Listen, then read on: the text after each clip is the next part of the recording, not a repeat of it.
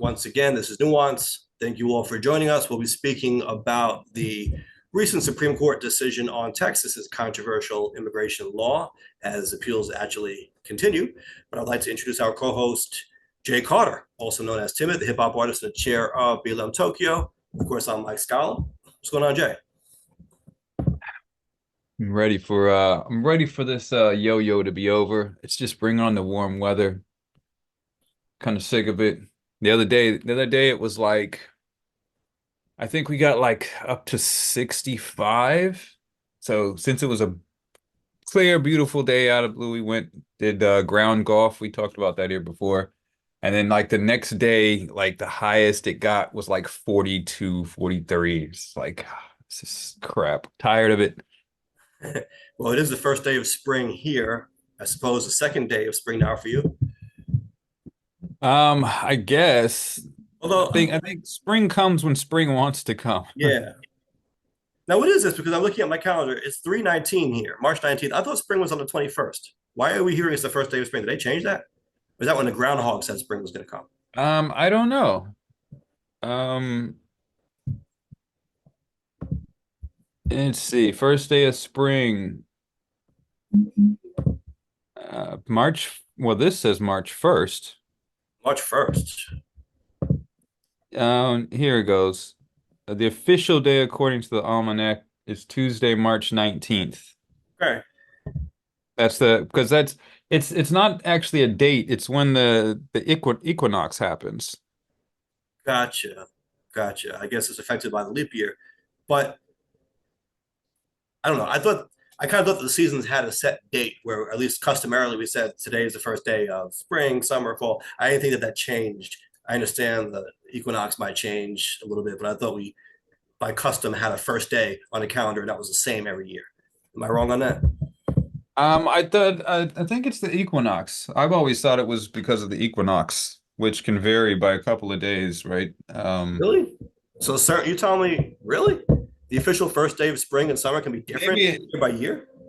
I yeah, I think so. I because they said it by or at least I thought they said it by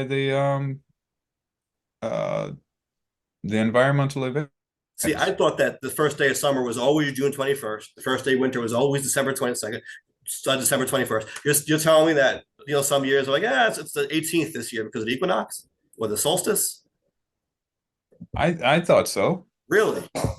This is news to me. This is like earth shattering news. I thought that it was the same date every single year. Uh-oh. Well, now I'm gonna have to look it up. Um, Unless it's just a yeah, habit. so the I know, like equinox. on the 21st of June, people say it's the first day of summer, right? They always say that. It's not like, well, sometimes it's the 18th, sometimes it's the 23rd. I've never heard of that in my life. Looks like yeah, the equinox usually around March 19th through the 21st. It's a range. It depends on the equinox. That is crazy. And the whole Groundhog Day thing is crazy. I know that's not official. That's just kind of a funny, cute tradition that people do. But it is funny how sometimes people even take that seriously, right? Oh, we've got this many more weeks of spring because of the shadow thing. It's like, really? Okay. Guess we're doing this. Yeah, and I don't know where that comes from. But it's yeah. I feel like there's a Mandela effect going on here. We have to get this verified. Somebody in the chat, let us know because all of a sudden these are different now. I could have sworn that we had one date marking the beginning of the season, and that was it. You know what? You could probably check the calendar on your phone going over the last couple of years and see what date it says for spring. Because like mine, like, I don't know if Mine doesn't show it. mine doesn't show it. I don't have it listed. Because you can add to your calendar if you want it to show like official holidays and stuff like that. But um yeah. I don't know. That's I always thought it was the equinox. Yeah, but people used to always say, what, June 21st is the shortest day of the year, December 21st is the longest day of the year, something like that. And that was It's always, around there. Yeah. yeah. but it's always thinking. Here we go. There's a CBS News article saying the first day of spring in 2024 is a day earlier than typical years. Here's why. I see And that they go same on. article. It says 2024 is a leap year. Typically, the seasons change about the 20th or 21st. Yeah, it's about I think But it's now we're the talking 2 whole days, aren't we? oh it can vary 20, 21st. Barry. So Yeah. I think, until I'm proven wrong, I think that we have dates that we consider the first date of these seasons, and that people are just used to those dates. And so they use those dates. But then if you go scientific and you go by the equinox and the solstice, maybe that varies by a day or so here and there. And so the scientists will tell you, well, technically today is the beginning of the season, right? But maybe by custom. I'm curious to see what the calendars do, because I would have wagered that the calendars, maybe except for the leap year, but generally speaking, I would think the calendars would always have the same day. That would be my guess. Yeah, I think they change it every year. You think the calendars change it every year? Yeah, they have to. They have to print it every just like Thanksgiving. Thanksgiving is not on the same date Oh, but every year. no, but there's a formula for that though, right? It was like the fourth Thursday of the month or something like that. I mean, Yeah, the last Thursday of the month. always the last Thursday. Okay. Yeah, and then there's a couple other holidays that Then are you have like that. Election Day, what is it, like the first Tuesday after the first Monday or something like that. So Yeah, I get that, it's but same the thing. first day of spring was always March 21st. As far as I know, the first day of summer was always June 21st. The first day of winter was always December 21st. That was never different. Why is it different now? You know what I mean? That's the part that's throwing me off. Yeah, I don't know. I always thought it was the equinox. I mean, that's kind of You how know, we we got don't our know changes. when the first day of the season is until we ask a scientist or something. You would think people would just know that. How do you know what day the equinox is? Well, you wouldn't know that the today was spring and tomorrow was summer just on Well, your own. Someone has no, to I make go that. by the date. That's what I'm saying. When June 21st comes, we say it's the first day of summer. Welcome to summer, everyone. We don't say The today is the date is solstice. made up though. That's what I'm The saying. date, It was a date that was picked, but it was picked for a reason, right? That's usually when the solstice occurs. right? Yeah, that's So that's that what it is. became the date that we all went by. But the solstice doesn't occur every year at the same time. Solstice might vary, but the Yeah. official beginning of the season should be constant. No, I thought it was my whole life. Right. This is the first I'm Right. ever hearing that could change year by year. That's crazy. Yeah. I think we try to follow natural Is this a laws. new policy? It's a new policy. Yeah, this was in Congress the other day. It's just yeah, they're going over it. I am mind blown right now. We can just ask Punxsutawney Phil, and that's how they do it.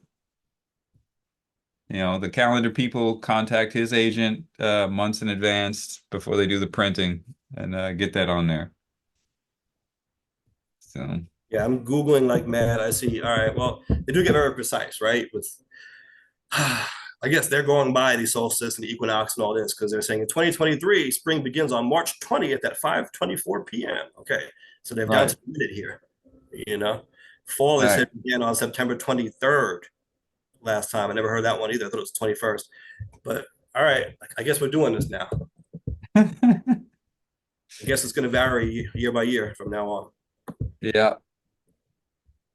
Okay. All right. that's Well, what it is.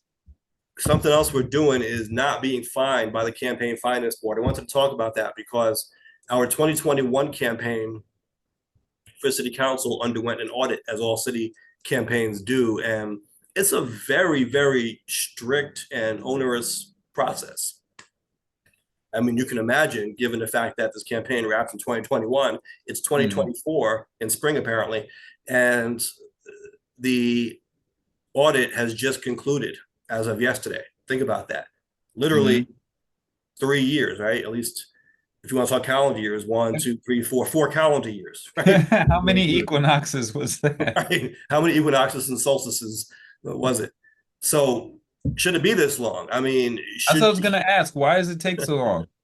because they have people who, and I don't even think the people who do this are actual accountants. I think they're just hired to do the job. And so oftentimes they don't really know what's going on. Like you'll get a report about a deposit slip, and they'll tell you, how come what's on a deposit slip doesn't match what you reported for the campaign? And then you look at it and you're like, yes, it does. They just don't know how to read the deposit slip. Like sometimes when you deposit a check, it'll have different amounts on there and it'll represent how much is available on different days. So they might look at that and be like, oh, it says you deposited this amount, but we really didn't. They don't know what they're doing. So that does happen. It's a lot of paperwork. Some of it is understood because what they're doing is they're trying to make sure that you're making proper use of taxpayer money, right? When you run a city Right. campaign, and now even at the state level, this is going to start.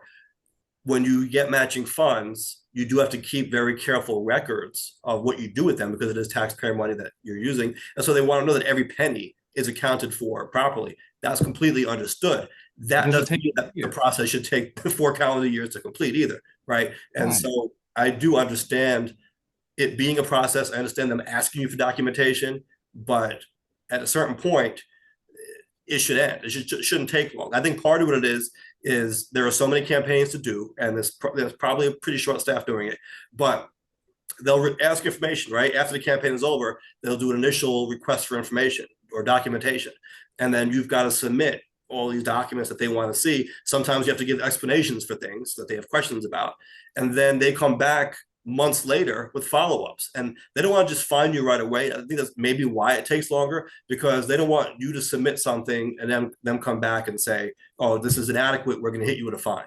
They want to give you more time to explain or provide more things, look for more documents that you haven't gotten right away, maybe. And so I think they're trying to give you time also to comply with everything, right? But it's just a way too long and messy process, in my opinion. So let me ask you this. Do you think that this timeline has been exacerbated by COVID situation? Hmm. I don't Like, know. what does it usually take 4 years? Yeah, that's the thing. I'm thinking back to the previous campaign in 2017. I think it took about that long. Okay, so COVID didn't really have an effect on it like that. I don't think so. No, I mean it's the same people. I don't think COVID is going to affect it. They're just sending you information. They'll give you a big packet in the email, or they'll upload it to your portal, right, that you use on your campaign website. And they'll just ask you for a ton of information. It's just an audit, right? And you email it back.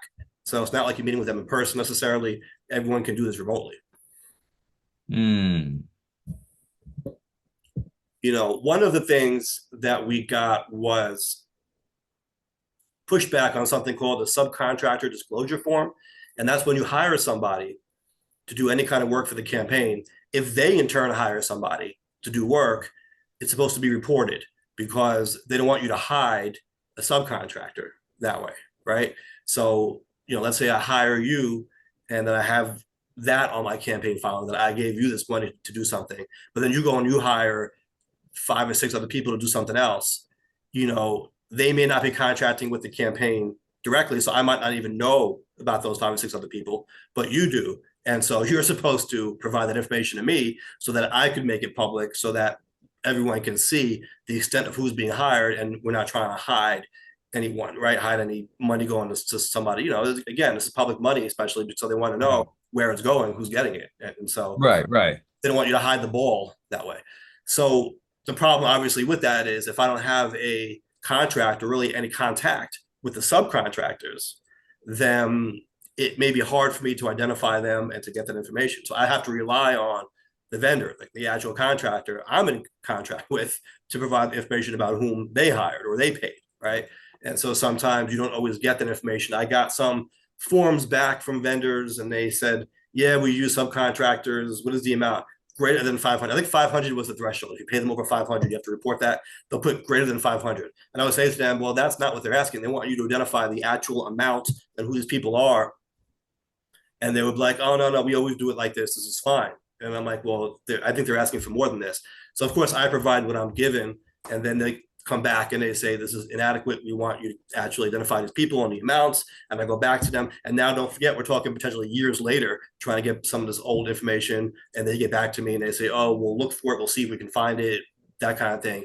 And then there's an instruction in there from the campaign finance board that says, well, if you have made good faith efforts to track this down, but you can't, let us know and provide proof of your contact, right? Your letters, your emails, your correspondence with the contractor, and whatever they said as well, so that you're proving that you're trying to get this information, but the other people aren't cooperating for whatever reason. So I provided that, right? And to be fair, we did get most of the information, right? But in the few instances where the contractor didn't have all that information, I provided the paper trail showing I did my best to get this. That was their instruction, so I followed their instructions.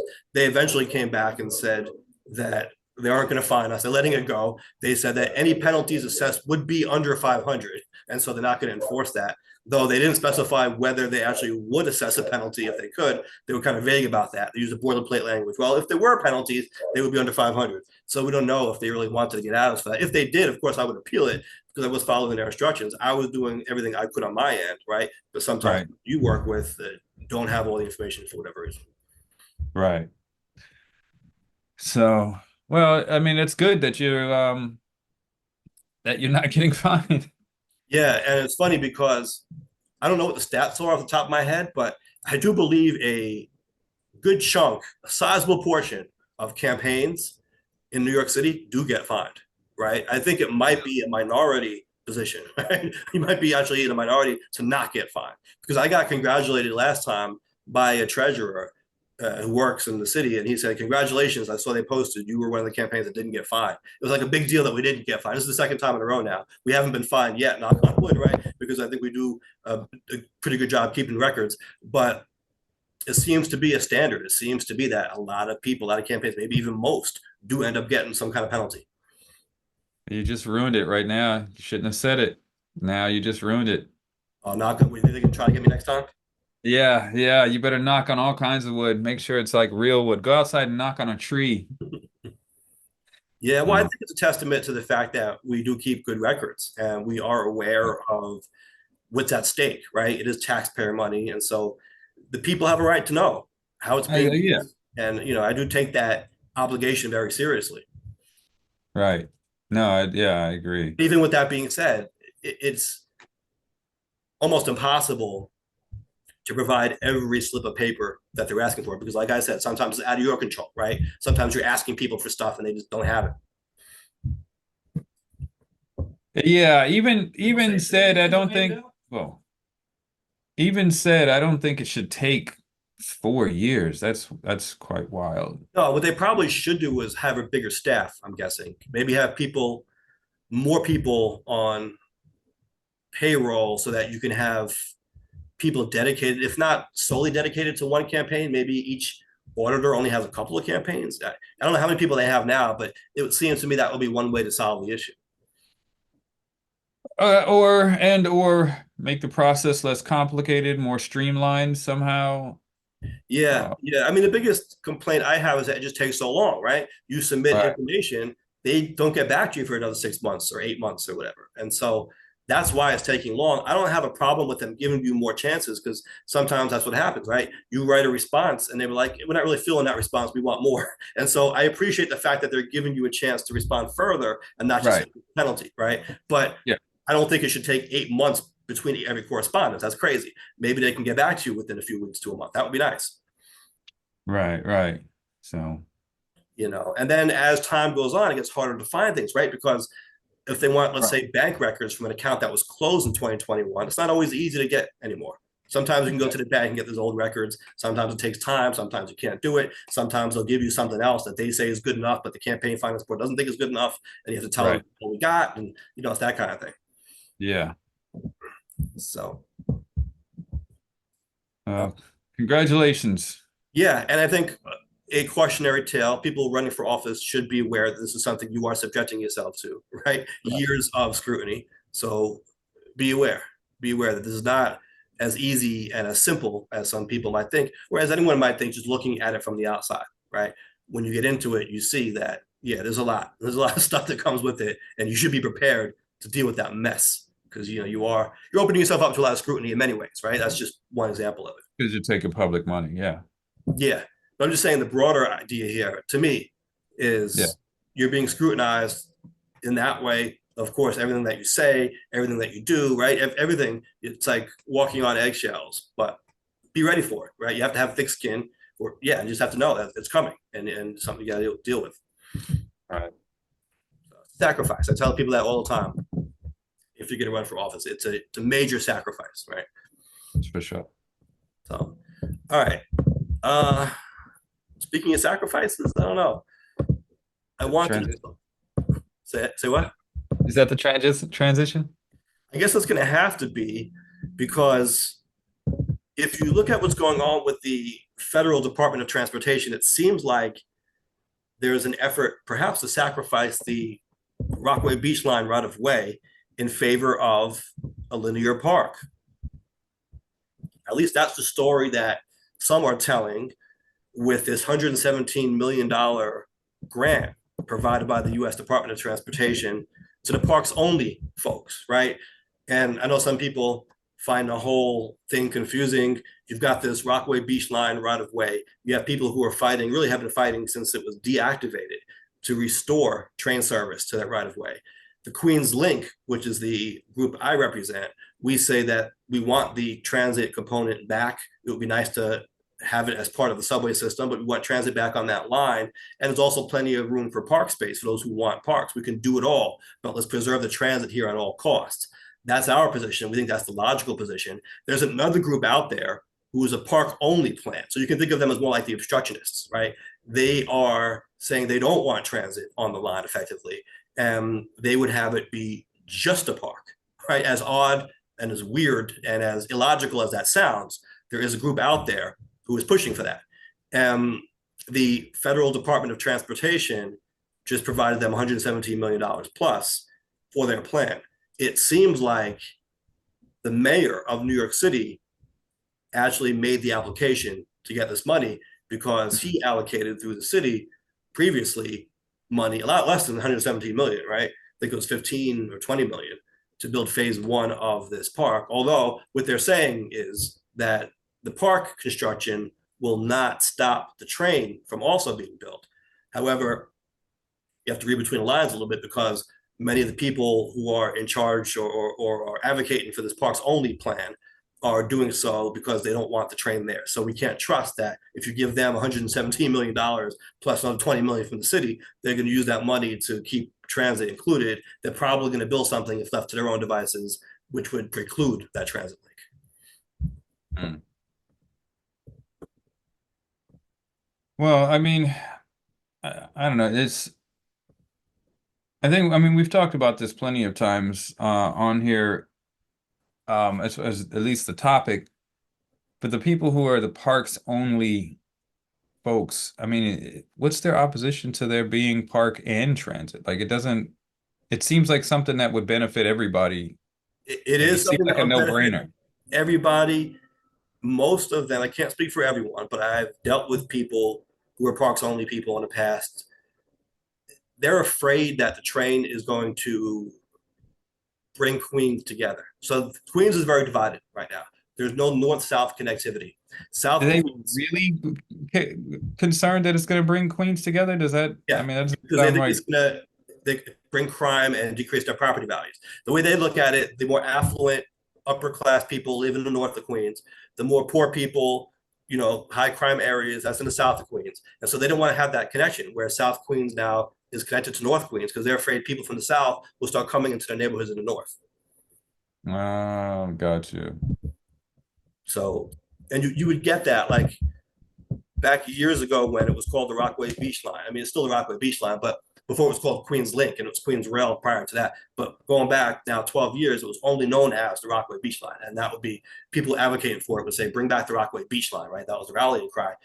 Yeah. And that was a trigger word. Rockaway was a trigger word for people for, I don't want to generalize, but for some people in the north of the borough who were fighting for the park only, they would hear Rockaway and think crime, right? They would Right.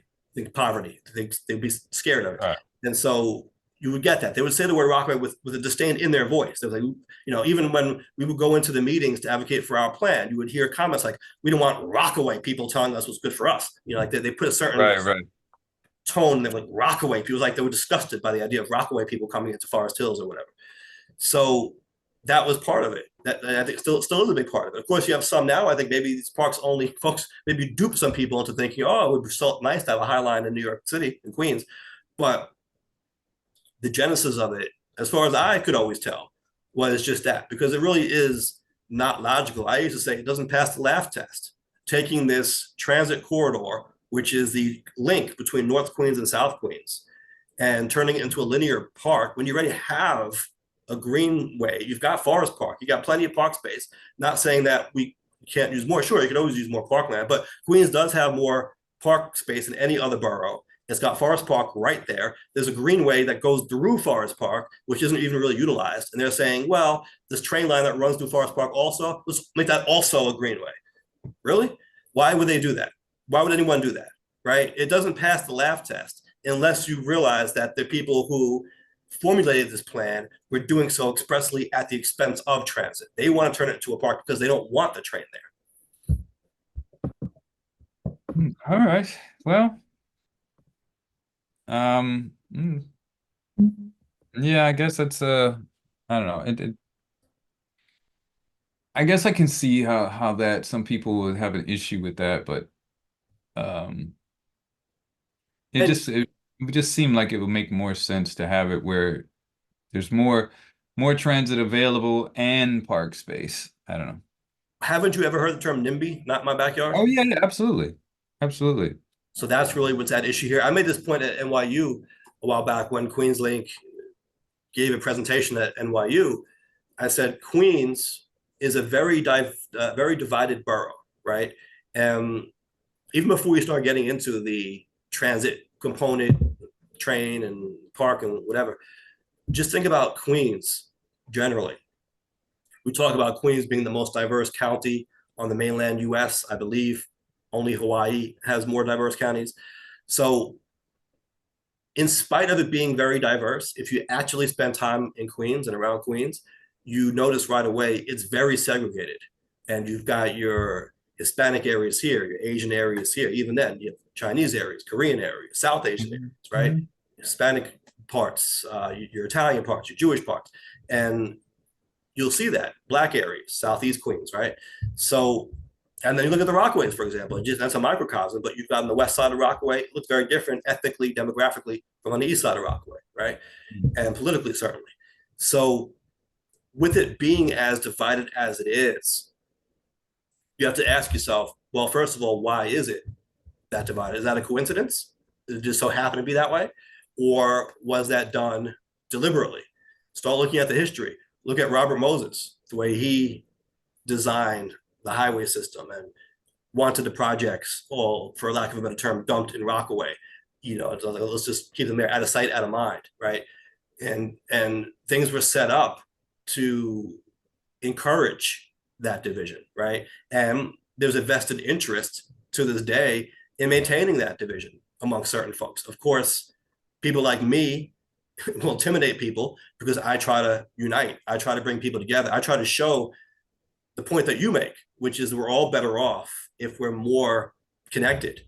But that message does tend to scare people who like and are comfortable or complacent with being divided.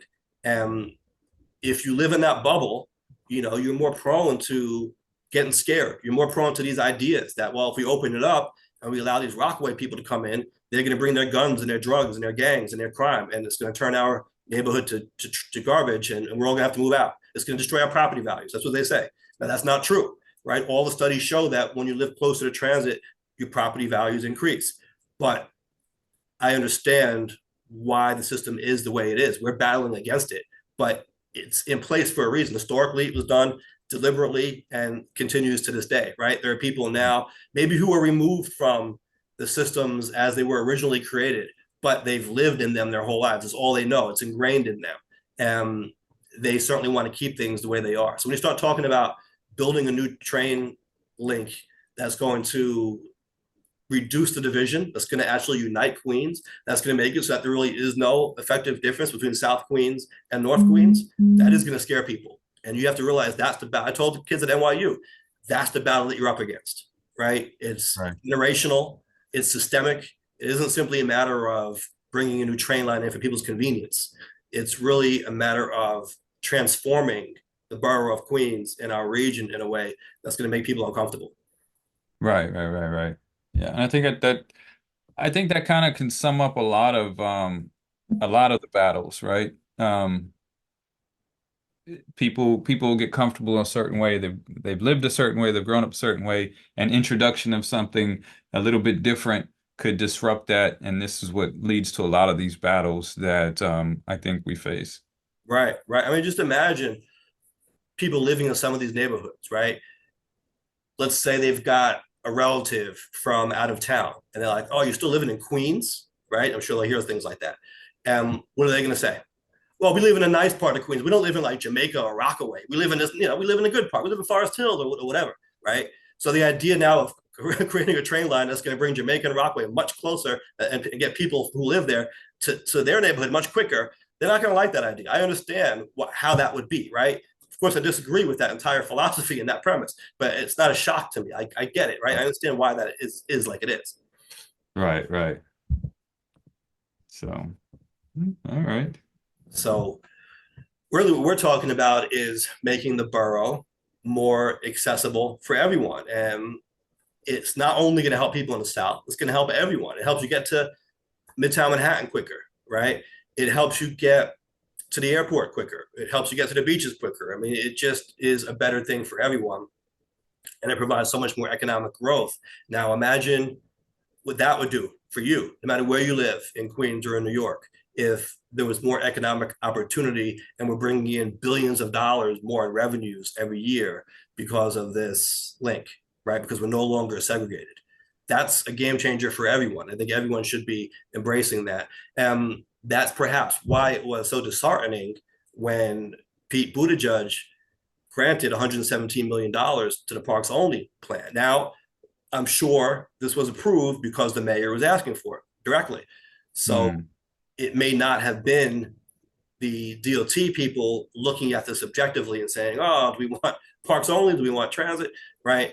I'm sure they just took a cue from the mayor. It was asked for. They said, okay, we can give you this money. But hold on a second. This is the Department of Transportation.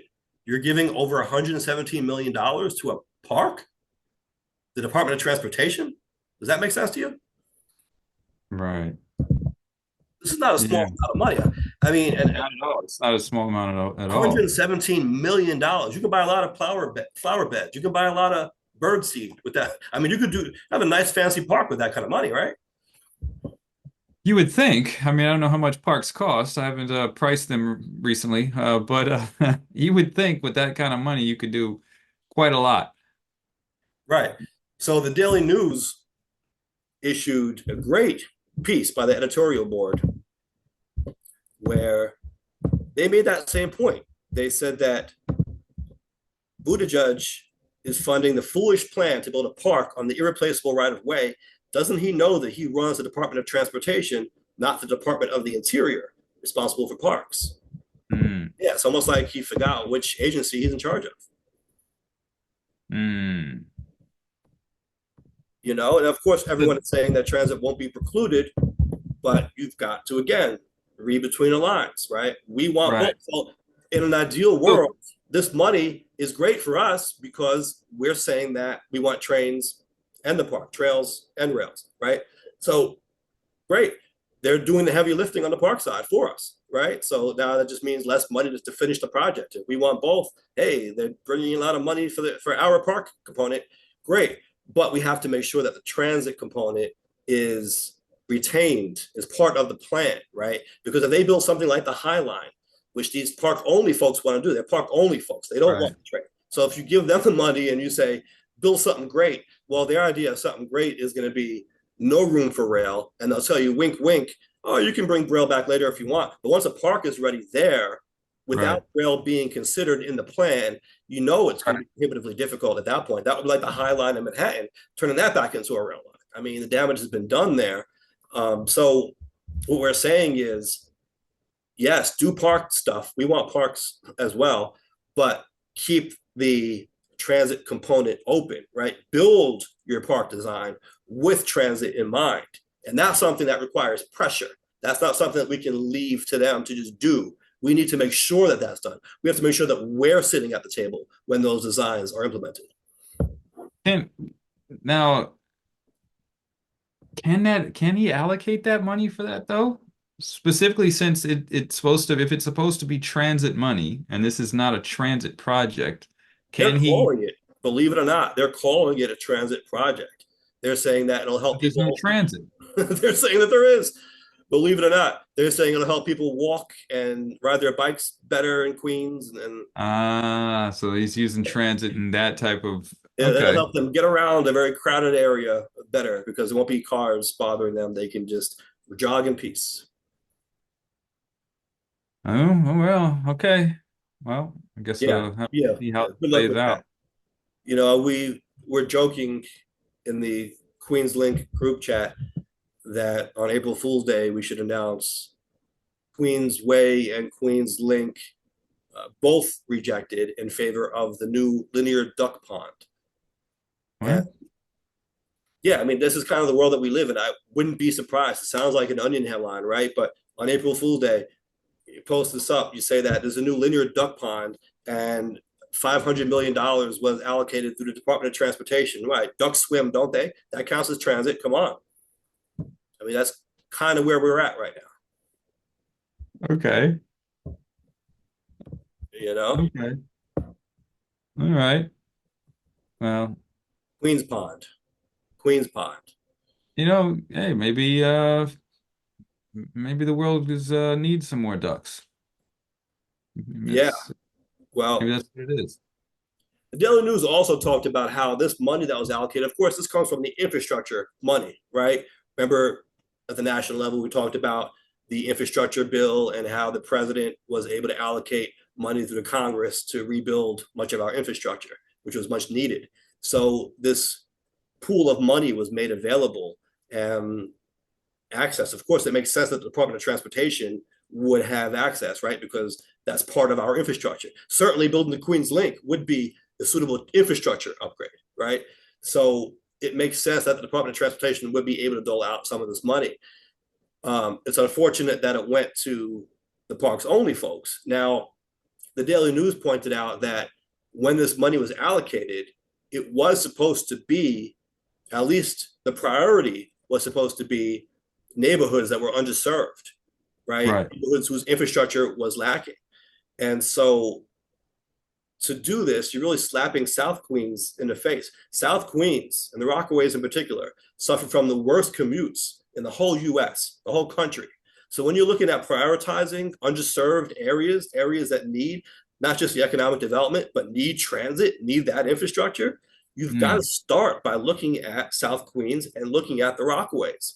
And so you're defeating the whole purpose of the money that was allocated through the infrastructure law by giving it to the parks only folks who are trying to stick it to the people in the Rockaways and South Queens who have the worst commutes, right?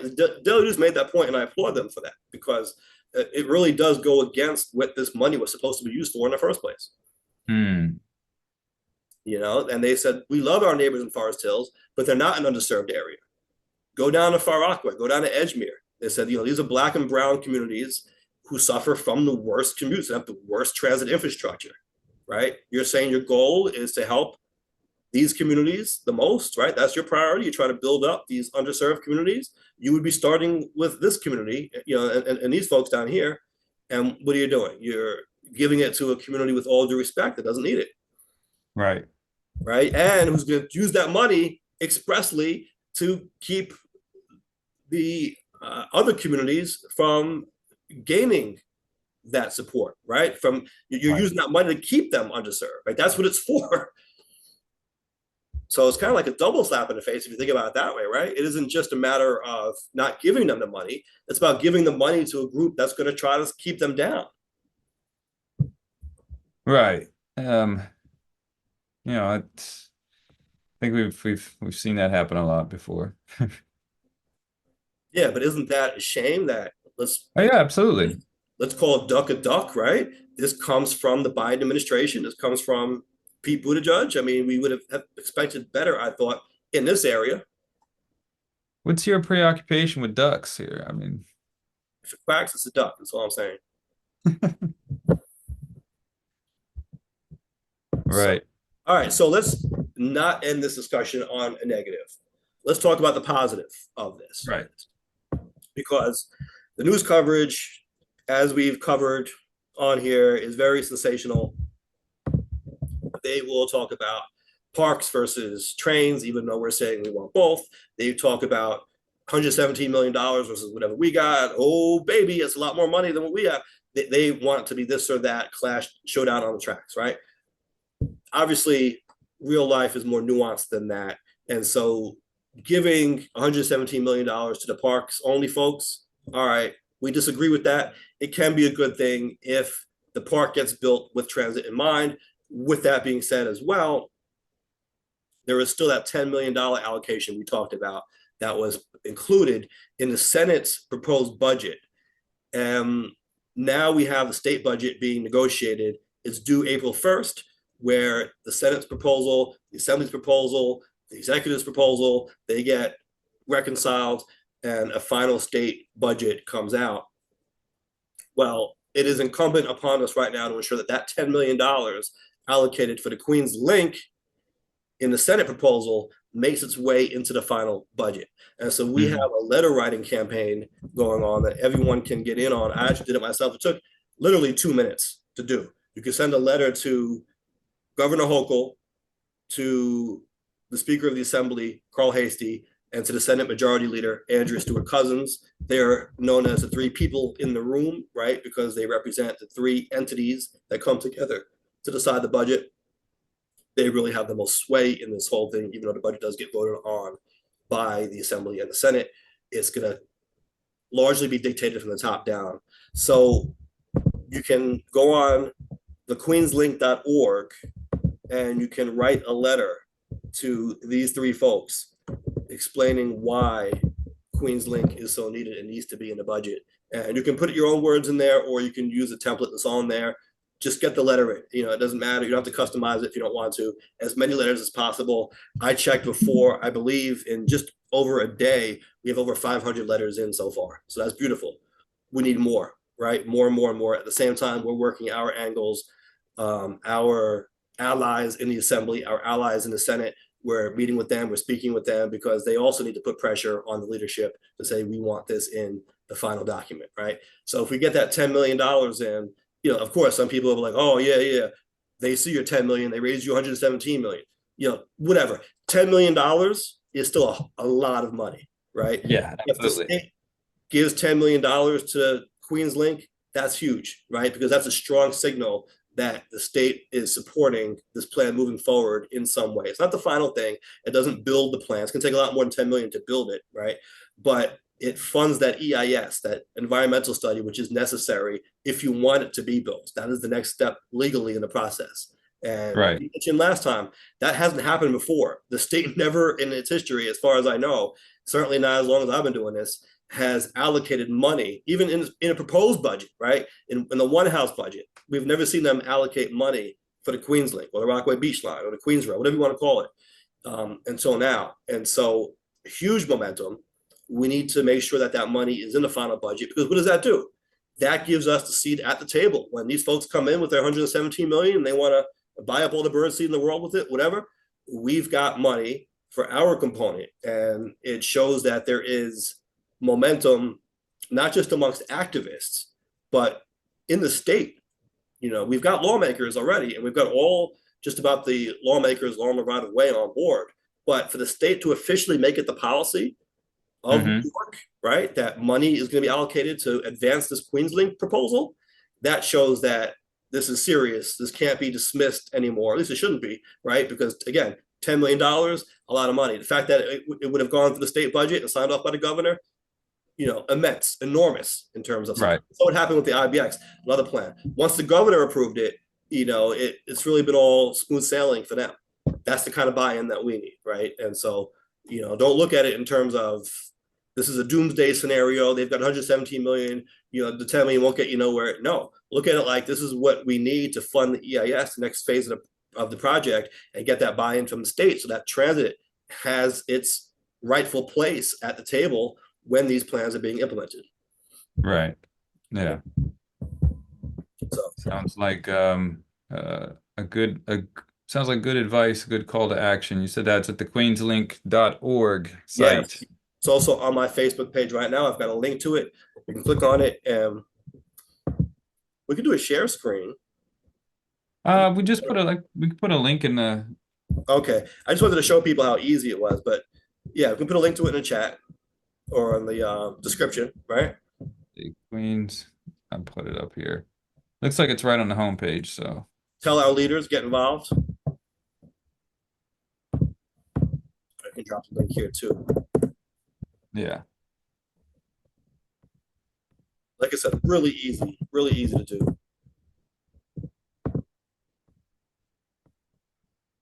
And that repetition really helps.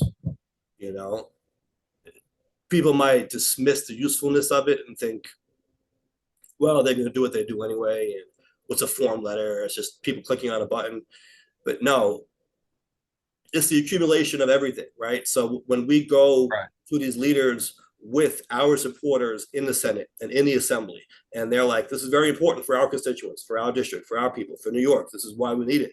You know, it's better to have 500, 1,000 letters in their inbox about this thing than not, right? Because it's like, it makes it click. It's just, it's human nature.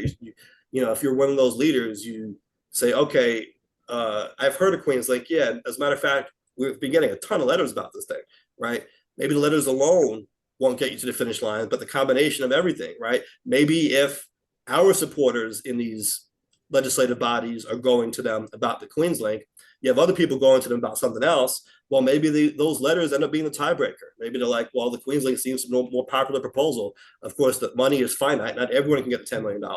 So if we show that we have hundreds and thousands of New Yorkers and people everywhere supporting this project, I think that does go a long way when it's time to make that final decision. All right, absolutely. All right. Well, that sounds good. Sounds like a plan. Yeah. So do it. Go there, send those letters out. This is very urgent. And I'm blown away by the numbers already. Over 500 in just a day. Like, let's get this into the thousands. That would be amazing. So, Absolutely. But it's in the chat. It's in the chat box, and it'll also go down on the video as well when we post it up. So there you go. All right. Well, we had a poll from last time. You want to get into that really quick and then we can talk about Texas?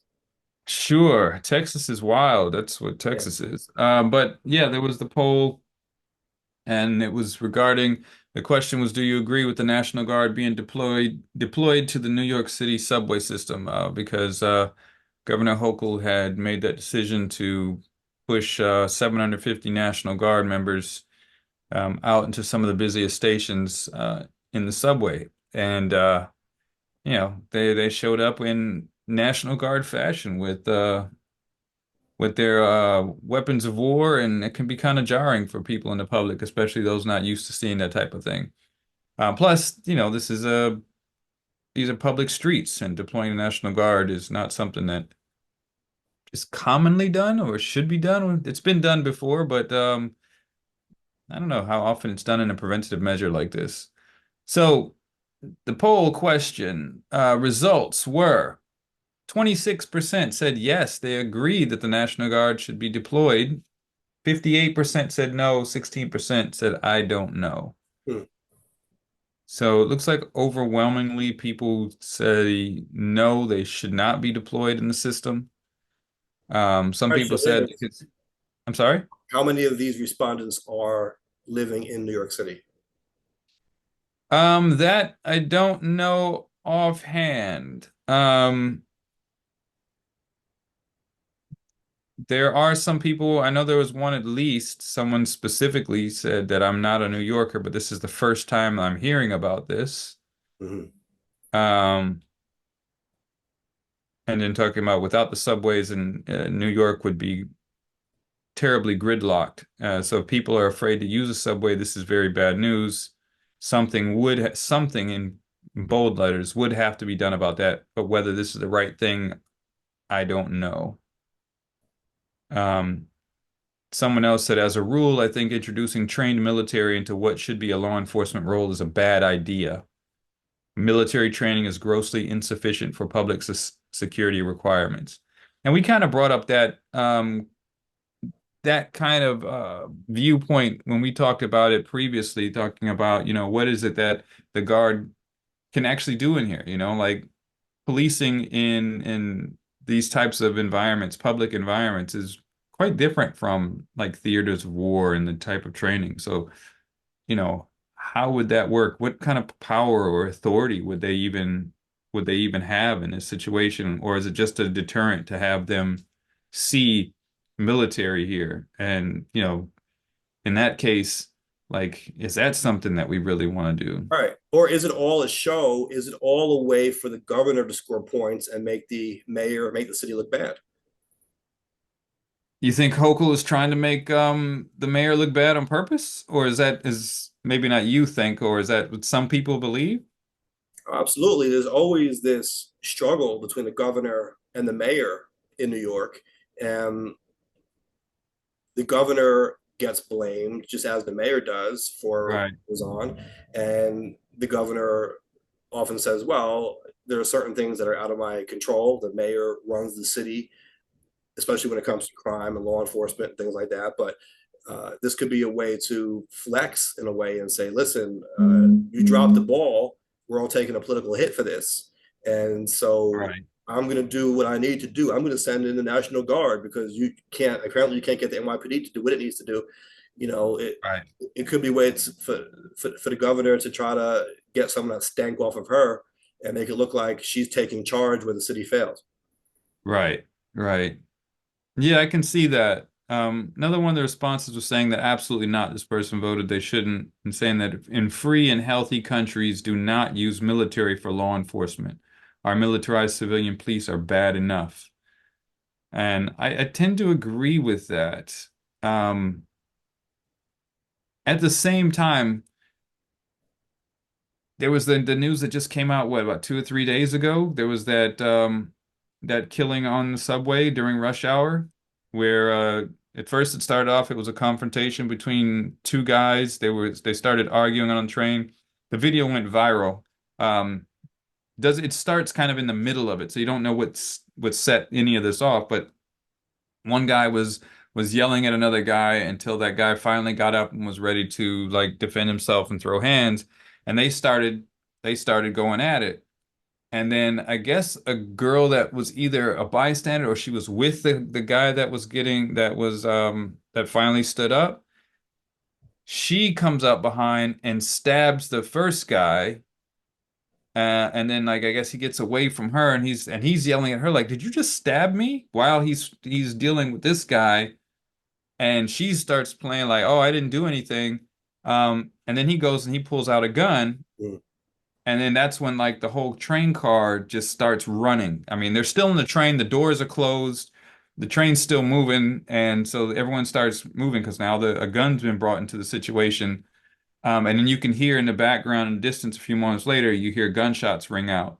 And apparently what happened was the guy was able to wrestle the gun away from the guy who seemed to be the perpetrator and shot and killed him. Mm. This was rush hour. So And was the National Guard there to do anything about it? no, this was on train while the train was moving. And so I don't think guards are walking up and down the train cars, inside the train cars. But if you've got incidences like that happening, I mean, is it more understandable that the governor feels like we need to do extra measures in this Well, regard? Or there's I'm no not, it's doubt that the people want something done about it, right? So there's right, pressure, there's public pressure on the elected officials to do something and do more, right? And so they have to respond to that. The question is, what is the appropriate way to respond? Is that an overkill? We saw her walk back some of it, right? She banned the long guns after there was complaints right, about that. So I don't know how much of it is performative, right? I think that's really what I'm stuck on. What are they going to do? right, I haven't heard that. I haven't heard that yet. They look nice. Maybe they're going to be a visual deterrent in some way. But again, if you're right, dealing with people who are completely mentally unstable, maybe not. Maybe they just make people feel better who are not mentally unstable, like someone like you or I or one of our listeners in the chat. Maybe they feel better seeing that around, but then you have to just dig Some deeper. people might. What are they really going to do if faced with someone who's out of their mind trying to attack someone? You know, Right. With what happens then? yeah, like it's yeah, that's it's what I wonder. What how far does their authority extend? But um maybe that's it's kind of like you said in a deterrent, a psychological thing. But if it's a mental issue, I don't think that's going to be a deterrent. Right.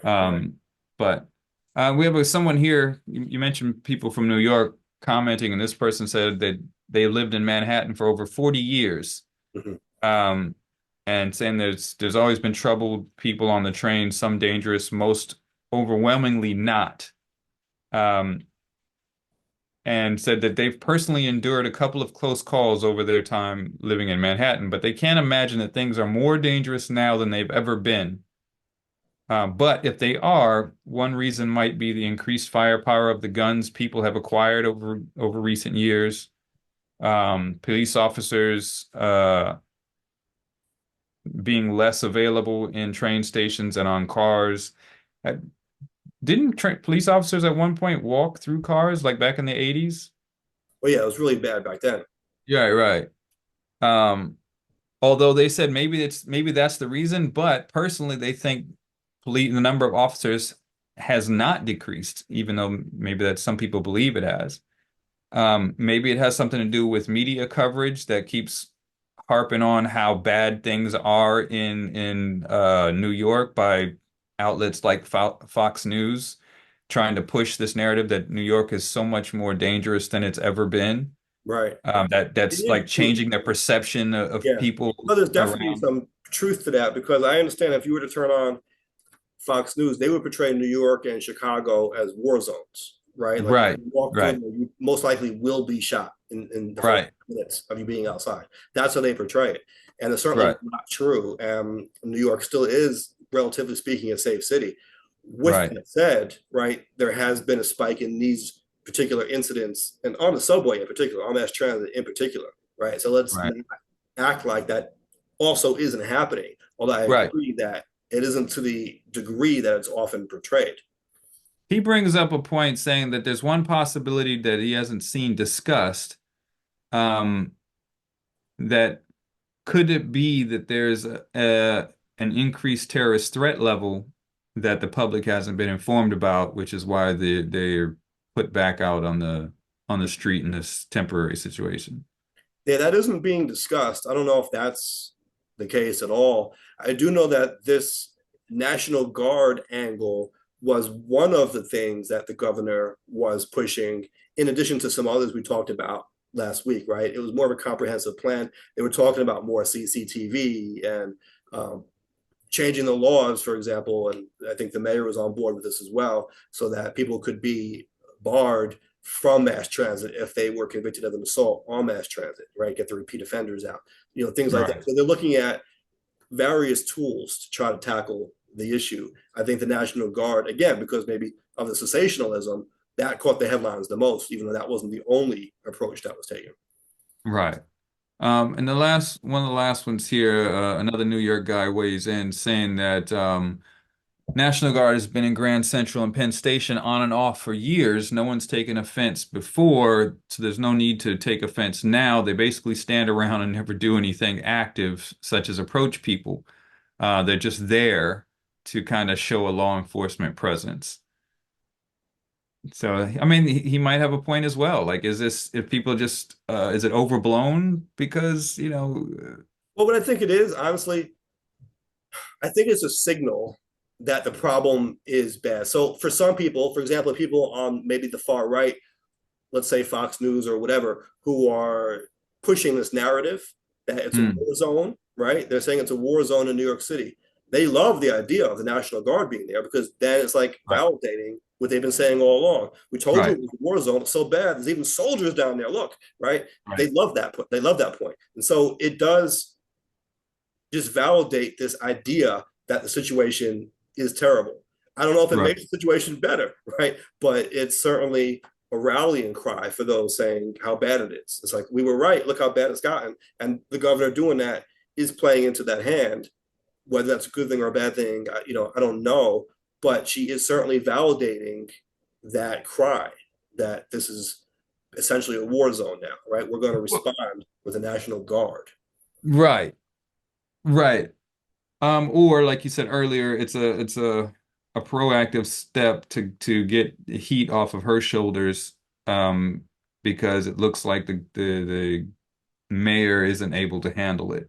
Right. But again, by taking an action that looks to be so drastic, or certainly that Right. provocative, you are saying that this is a hugely, gravely serious problem. Right. And it is a serious problem, right? Does it require a response of that proportion or that particular response? I don't know. I'm still, again, not sure what exactly they hope to achieve with the National Guard in particular. Right. Is it just a deterrent, et cetera? It is a problem, right?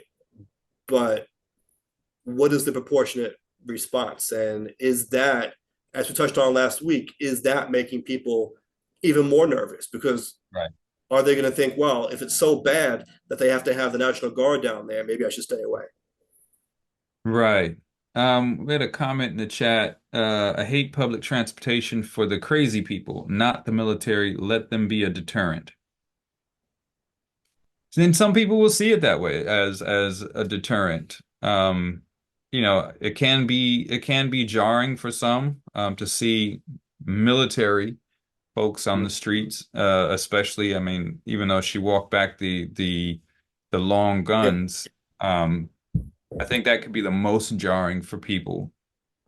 And again, Like I said, it's my question. Is it really a deterrent for people who are not mentally well?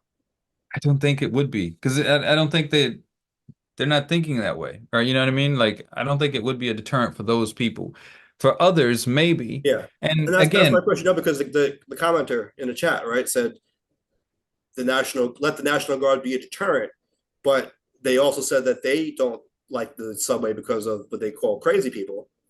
well, I think you could also interpret that different ways. Like you could be thinking crazy people as in people that have mental health issues, or crazy people as people just acting wild. Mhm. And there are a lot of people that just act wild in the subway, like they haven't had no home training. Like Yeah. it's So do and you think that's the quite. National Guard could be a deterrent for those? I don't think that would be the deterrent for those. I don't think people would change that behavior for those. I think that if it is a deterrent, it would be for people who are either intending to do harm.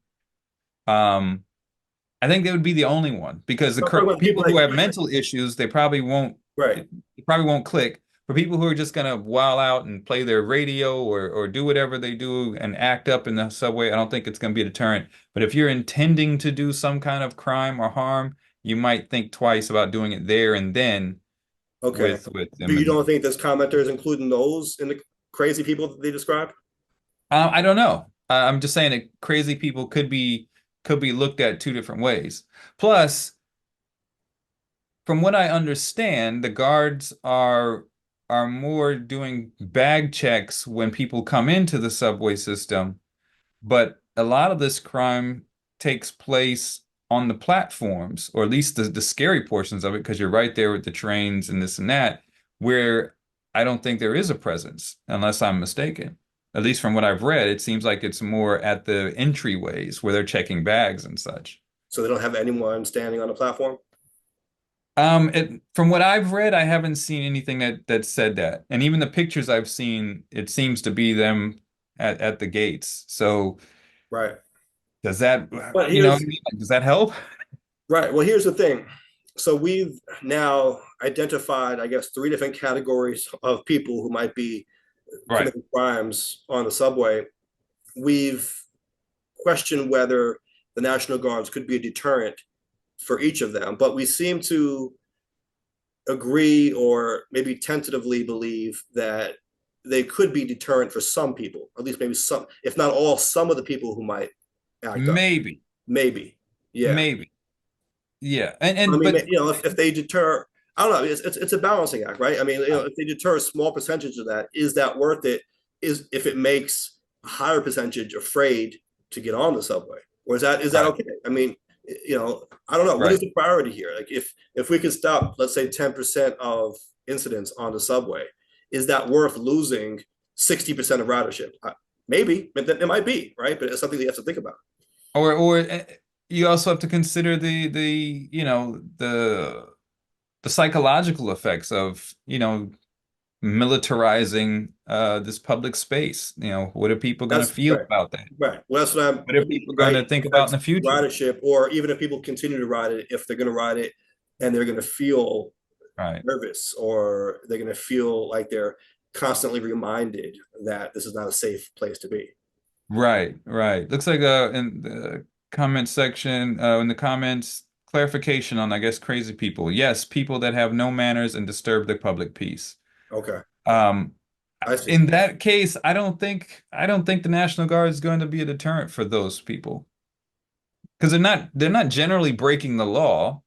They're just being, rowdy. Some people might think they're being rude. Some people might think it's, again, disturbing the peace, but I don't think the guard would be any sort of deterrent for that. I mean, that's I don't kind know. of I don't it's know enough about the psychology of it to right. really have an answer. Yeah. You know, I just am aware of the possibility of it having counterproductive effects. Yeah. And to be fair, I would hope that Hochul and her team had discussed that portion of it as well before deciding to go ahead and implement this. That, look, there's other possibilities, negative Right. possibilities here. You hope that they took that step as well. Right. I mean, just think about it as a thought exercise, right? You are constantly being reminded that this is a dangerous place because you've Right. got these National Guardsmen, in your presence, and so it makes you more on edge, right? Maybe you're Right. holding your wallet closer. You know what I mean? Yeah. You tense up because Right. you constantly get these signals that you're in a war, right? Right. Does that make you more likely to react yourself in a violent way because you think that someone coming close to you, maybe being up in your personal Right. space, maybe uh, whatever, maybe you think they're being rowdy, maybe they're playing their music too loud. Now all of a sudden, because you're more tense Right. and you're more defensive, do you start to assume that that person is out to get you? They're going to attack you. Like, I'm not crazy. I'm not paranoid. There's literally Right. National Guard standing here. So obviously I'm in a Right. very dangerous place, right? Does that Right. increase the likelihood of a fight, of now a crime that you find yourself committing or involved in because you are standing there or sitting there tense and thinking everyone is out to get you? Right. Your fight or flight response is ticked up a little bit because of the environment that you're looking at. Yeah, absolutely. I think that is an influence that is a little bit in play. You know, and that's probably natural, I would think. Like, you're telling me that this is dangerous. You're showing me that this is dangerous. Well, now I need to be on guard. Now I'm tense. My Twitch memory is on high alert at this point. Right. So I mean, yeah, I mean, it's kind of a crazy situation there. Yeah. Yeah. And Like I said, for me, like I could see in the general public, and like I said, for me, when I witnessed it back, and it wasn't even right after 9/11 because I didn't even get to New York until like 2004, 2004, and there was still some mm, military personnel on even Valley Stream. There was a short period where they had some out there at the train stations, and they had the long guns out. But growing up, like I said, growing up on military bases, that didn't make me nervous, but I could see how that could make people nervous. yeah. And then we got to think about effects of communities that are victims of over policing and police abuses, law enforcement or authority abuses, how this might be even more of a uh, tense situation for those types of communities. Like the police are bad enough. Now you got military guys here, and we already know how law enforcement is used against us. This could make it even more of a tense situation for me to be in. Yeah, I was gonna say, I wonder if it is a matter of the NYPD needing to do its job, handle it. And maybe that's a question of them getting the resources that they need, or, whatever the case. But is it appropriate for the governor to be stepping in this way when this Right, is something the city should be handling? Um, and I guess that's a good segue into the Texas topic, right? Of right, really separation of powers, if you wish, between the federal government and the state government, because immigration, as we know, I think most of us know, is really left in the hands of the federal government to enforce. But in Texas, they passed a state law which gives the state authority to enforce immigration law, arrest people entering the country illegally, and even order deportations by state court judges. right. Well, this law is being challenged, right? It is currently under appeal. There was a stay against the law while this was being litigated, but the Supreme Court today lifted the stay. And I read the opinion that was issued before we went live here. The majority opinion didn't go into the constitutionality of the law, because this is, as I said, still being litigated. And so it isn't currently being heard by the US Supreme Court. It's in a lower court. It's most likely going to make its way to the US Supreme Court. So the decision was, what do we do in the meantime, right? The majority just talked about it wouldn't be right to hold off on the law for all this time while it's under appeal. Let it live, let it cook, right? As they say, and then we get to it when we get to it. The dissent written by Sotomayor was scathing, and she really went in on the constitutionality. You can tell she does not like this law. She's going to vote to strike it down once it gets before her officially. And she's saying that this is going to bring chaos. You're having the state now enforcing immigration law. Let me see if I can pull up her quote. I have it here.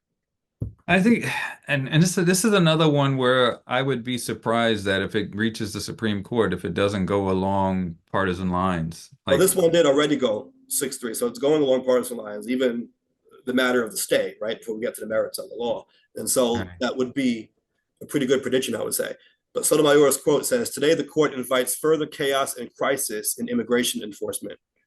Texas passed a law that directly regulates the entry and removal of non-citizens and explicitly instructs its state courts to disregard any ongoing federal immigration proceedings.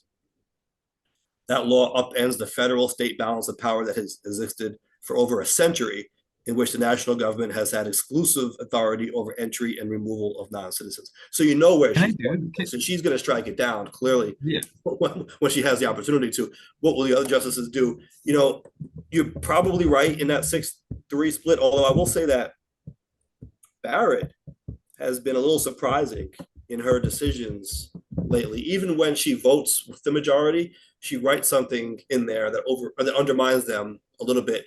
On the Colorado ballot case, she essentially sided with the liberals, even though she wrote her own opinion. It was like she didn't want her name to be on that same opinion with the liberals, but she said the same thing they did, in that the court went too far in saying Congress had to act. So she's doing similar here. It seems like she's trying to portray herself as the moderate amongst the conservatives. But at the end of the day, I wouldn't be surprised if she votes along with them, but then she writes why they're not entirely right either. They went too far, right? Right. Yeah. Yeah. Texas is wild, and I mean, it sounds like from what you just said there that I mean, it explicitly says that the state can override the federal authority there, which it just we all know that's not right in that case. Like, how do they expect that to stand? But I Yeah, guess if it does go to the Supreme Court with the makeup of the Supreme Court now, they probably have a shot. they do have a shot. Barrett is making it clear, in her opinion, that the court has not issued a decision on the constitutionality of this, and she wants it to go back before the Supreme Right. Court can rule on this on the merits. And it'll be interesting to see how they come down on it. It is certainly a departure from the framework that we've had in place, as Sotomayor points out, for over a century. Hmm. Federal government is the arbiter of immigration policy, right? Right. States don't get to deport people. States don't get Right. to arrest people for breaking federal immigration law. And so here we go, right? Texas is saying that it's in a unique position because it's where the people are coming in, right? Most of the people are Right. crossing from Mexico into Texas.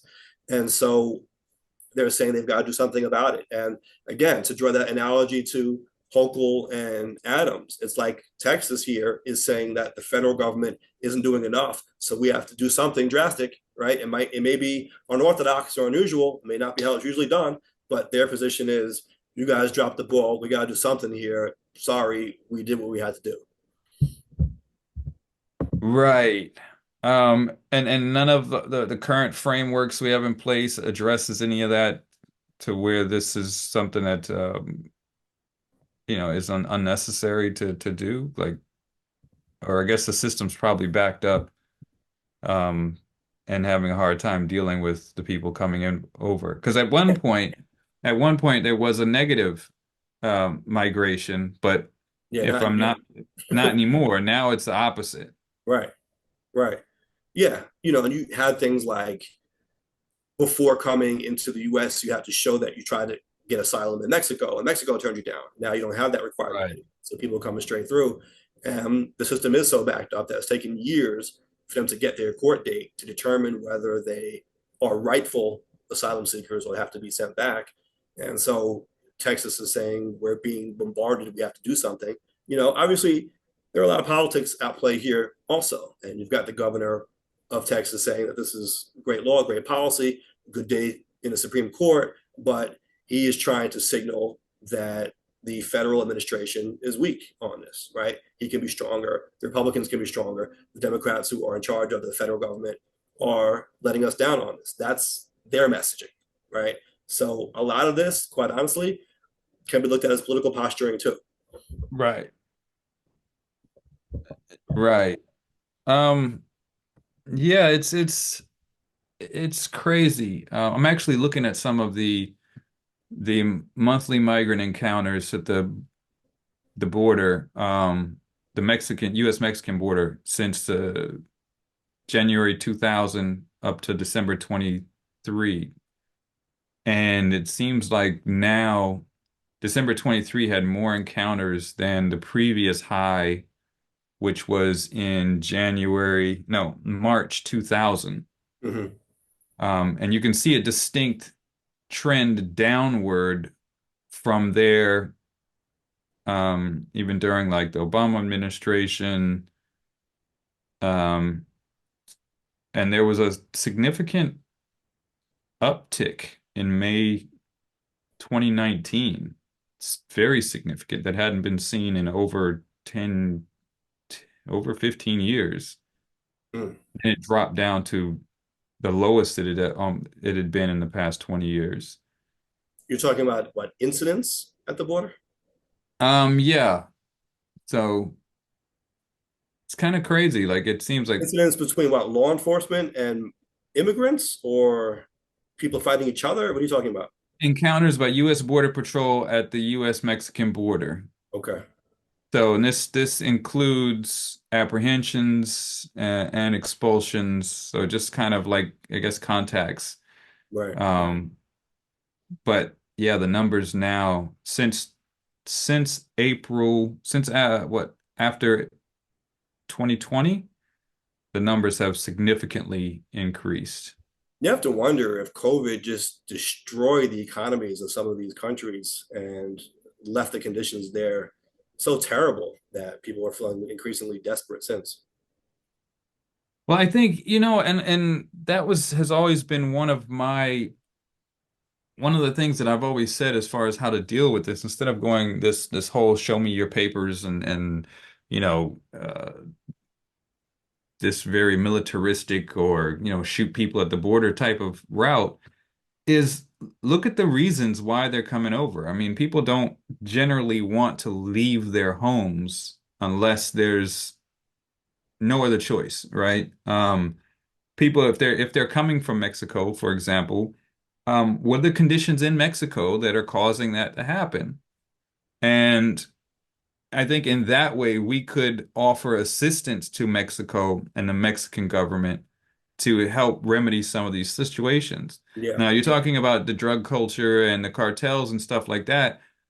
we have to be honest with ourselves that the United States is the number one customer of these drug cartels.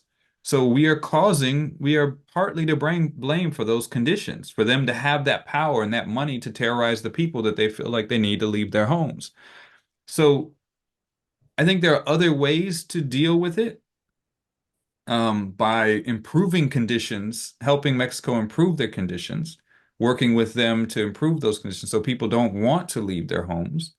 Right. But Um, don't forget, though, at this point, it's many people passing through Mexico, right? They aren't right. originating But there. yeah, and just using Mexico Yeah. as an example, but yeah, a lot of it is coming through Mexico. And Mexico actually, people don't talk about it as much, but even though US gets criticized for the way they're trying to keep people out at the southern border, Mexico does the same thing on their southern border with people coming out of Central America, even though they criticize the US for doing what the US does on it.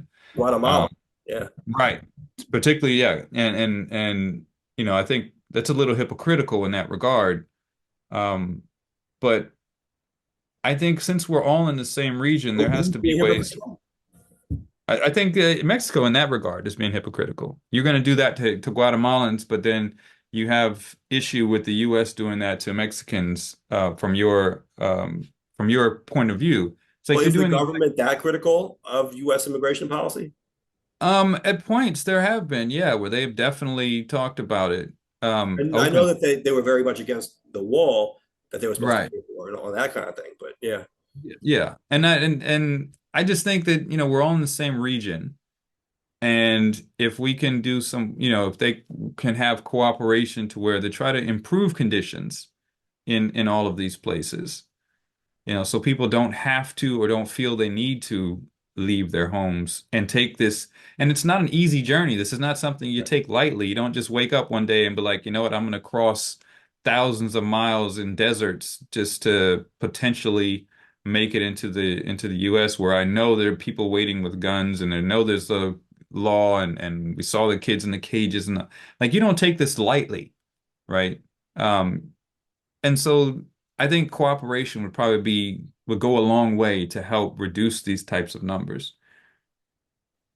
All right. Well, we need a poll this week. And so I thought we could ask the people what they thought about not just this law, but this type of action generally, right? Because we see Mhm. Texas doing it. Of course, if it goes to the Supreme Court and gets approved by the Supreme Court, if they don't strike it down as unconstitutional, this very well may open the door for other Mm. states doing the same thing. I mean, imagine that, right? Imagine you have a bunch of different states all enforcing or trying to enforce immigration law, all holding deportation hearings in state court. I mean, certainly could get messy, but it may Mhm. be where we're headed. So I wanted to ask the people, the poll question of the week is, should states be allowed to enforce immigration law and order their own deportations? Right. We had a question in the comment section. Biden during the State of the Union cited a provision that would expedite deportations to 6 weeks versus 6 years. Is that feasible? It seems very idealistic, right? Right. It's certainly ambitious. I think it would require directing a lot more resources than we currently have to the issue. But Right. look, this reminds me of the conversation we had earlier, right? About the audits taking years when they should be taking weeks, right? I think we need to be doing more to ensure that this process doesn't last forever. But I mean, here's the thing: manpower is going to be limited, and so it's difficult to account for an influx of migrants, right? I mean, Right. we might have a handle on it now based on what the numbers look like. What if they shoot up drastically suddenly? Then Right. we'll be underprepared all of a sudden. And so, I think that's ever changing, but it is certainly a problem that is taking years, right? We should do all we can to reduce that window. Yeah. Um, and but at the same time respecting human rights. Yeah, but okay, but a speedy trial. I mean, I know this isn't Yeah. criminal, but that's a constitutional right. Why is it No, I agree. a violation of your rights to have a speedy hearing? Right. No, I agree. Um, And like think about it, if it takes 6 years, if they're detained for 6 years, But they're not detained for 6 years, though. okay. Well, I was gonna say if you have to detain someone that's going for deportation and it's an extended period of time, during that time, those are taxpayer funds that are being used to house, feed, and care for. Right, even Um, without them being detained, just the fact that they're in the country and we don't know who is supposed to be here and who's not because we haven't had the hearing yet. And right, so there are at any given moment people here who shouldn't be here, and they are a burden, let's be honest, on the system financially, right? In terms of our infrastructure. So that doesn't mean we should dehumanize people and right, act like they don't deserve any regard or any rights. Of course they do, but it means that we should be getting to the bottom of this in a much faster way. The resolution should be absolutely, quicker, right? And absolutely. that's the humane thing to do. That's the better thing to do for everyone. It's the more sensible thing to do. Of course, it Right. probably means increasing the resources, directing more money to this now, right? Because how else are you going to have the infrastructure to handle all of these hearings in such a quick fashion, right? But the Right. alternative is people here are draining the resources that we have. And again, many of them, or at least some number of them, unjustifiably because they shouldn't be here. And we also have to deal with the issue of, okay, if they're coming to court allegedly in 6 years from now, how many people are actually going to show up versus how many people are just going to be lost in the country by then? Right. Right. So, Um, yeah, it's it's wild. Texas is just going wild all over the place on everything. But not to say that it's not a problem. right, It's absolutely an issue. right, It's ab right. Same as the subway issue, right? It's right. clearly it's an issue. We can start there at that starting point, but that isn't the end point, right? We have to decide what the appropriate response is. Of course, I can take the legal constitutional angle to all this and say that it drives me crazy. I think it's ridiculous that a state is trying to enforce federal immigration law. Right. Texas is in effect acting as if it's its own independent country, as They've always thought they were. right. It used to be many people that want to be. They talk about seceding Right. often. So here we go, another iteration. But that isn't the role of the state. Justice Yes. Sotomayor is absolutely correct that the state is out of bounds in doing that, right? Yeah, you're gonna have a lot of tense people in Texas. I mean, with this issue and then the government just took away their porn. You're gonna have a lot of people that are stressed out there. So Yeah, yeah. I think it was Bill Maher who made that point last week on his show, and he said, for people talking trash about blue states, at least we have these other things that you guys are losing in your red states. yeah. Like our rights, right? I think Right. that's the way to summarize that point. Right. So I think we've far exceeded time again. But we always do when we get into discussions on Yeah, different topics. It's all good. We have a tentative length, right? For right. hour and a half. It's in between there somewhere. It's kind of like the equinox. That's right. It varies, I guess. It So varies. It varies. it is your turn to do the bottom line, although we do have some interesting commonalities, I think, amongst our discussions, right? The separation of powers, whose role is it appropriate to do what job, and people being Right. in their lane, right? So I don't know. Can you bring this all home? What is the bottom line?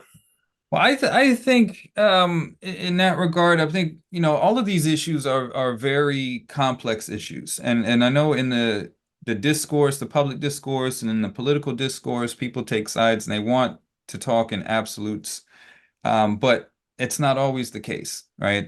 I mean, that's kind of the point of when you call in the show Nuance. There are different parts here that need to be considered, and I think every side needs to consider that there are other parts that may not be in line with with what their view is, but it is a reality nonetheless, and take that into consideration when discussing with others, discussing with the opposition, discussing how to deal with things, so that we can find much better ways of dealing with issues and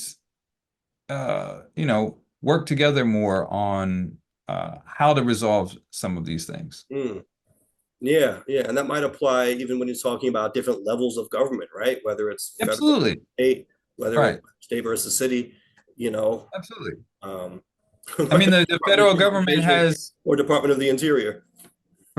right. I mean, the federal government has the control over the immigration, right? But they also should understand that, there is a serious issue of people coming into the state, and so at the state level, they have to deal with those people coming in, and so they have to understand, even though it is an immigration issue with the government, there are some people right there on the front lines that are not removed from it. They're actually there, and there should be this understanding and communication and cooperation between the two because it is a real issue, and these things are happening.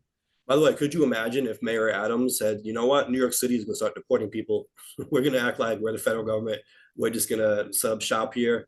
You know, they can go to your local DMV to have your hearing and let's get this done. Hey, I think to be it takes I think outside of being bussed there by Texas, it would take a lot to make it all the way to New York and be like you know had just like illegal, so to speak, to make it New York. There's thousands of miles they've got to get in between there. Getting to A lot of people Texas, who are here.